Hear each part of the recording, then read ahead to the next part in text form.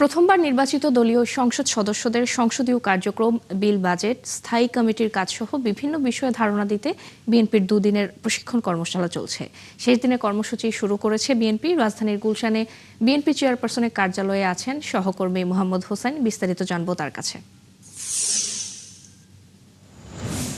হোসাইন, আজ কোন কোন বিভাগের এমপিরা এই প্রশিক্ষণে অংশ নিচ্ছেন এবং শেষ দিনের কর্মসূচির বিষয়ে বিস্তারিত কি তথ্য আছে আপনার কাছে?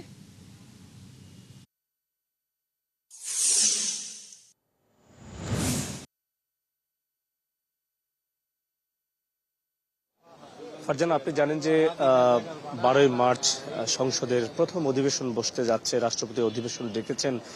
তারই অংশ হিসেবে কিন্তু নতুন নির্বাচিত যে এমপিরা রয়েছেন তাদের এই প্রশিক্ষণের কর্মশালার আয়োজন করেছে বিএনপি। 2 দিনের কর্মসূচির আজকে শেষ দিন। প্রথম সেশনে মূলত ঢাকা জেলা, ঢাকা বিভাগ, ফরিদপুর এবং ময়মনসিংহ বিভাগের যারা নবনির্বাচিত সংসদ সদস্যরা রয়েছেন তারা এই প্রশিক্ষণ কর্মশালায় অংশ নিয়েছেন। আমরা দেখেছি 10:30টায় মূলত এই প্রশিক্ষণ কর্মশালা শুরু হয় এবং 12:30টা পর্যন্ত এই কর্মশালার প্রথম সেশনটি চলবে। পরবর্তীতে 2:30টার দিকে দ্বিতীয় সেশনটি শুরু হবে, যেটি 4:30টা পর্যন্ত চলবে এবং সকাল 10:30টার আগেই বিএনপি মহাসচিব মির্জা ফখরুল ইসলাম আলমগীর তিনি এসেছেন এবং স্বরাষ্ট্রমন্ত্রী সালাউদ্দিন আহমেদ, অর্থ পরিকল্পনা মন্ত্রী আমির খসরু মাহমুদ চৌধুরী, মুক্তিযুদ্ধ মন্ত্রী মেজর হাফিজ উদ্দিন আহমেদ, এছাড়া স্থায়ী কমিটির সদস্য গয়েশ্বরচন্দ্র রায়, এই সিনিয়রদের মধ্যে এই কয়জন নেতা এসেছেন।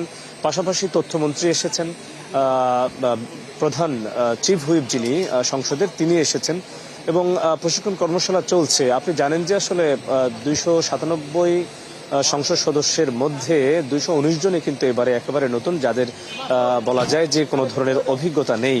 সেই জায়গা থেকে তাদের সংসদীয় রীতি রেওয়াজ এবং স্থায়ী কমিটির কিভাবে কাজ করে কিংবা সংসদের বিল সম্পর্কে ধারণা দিতে কিন্তু এই কর্মশালার আয়োজন করা হয়েছে এবং এই কর্মশালায় যারা অংশ নিয়েছেন তারা বলছেন যে এটি তাদের জন্য, যেহেতু নতুন সংসদ বসতে যাচ্ছে, এটি তাদের জন্য অভিজ্ঞতার ক্ষেত্রে বা এটি নতুন অভিজ্ঞতা যোগ করবে এবং কিভাবে একটি শক্তিশালী এবং কার্যকর সংসদ করা যায় সেই বিষয়কে মাথায় রেখে কিন্তু বিএনপির এই কর্মশালা।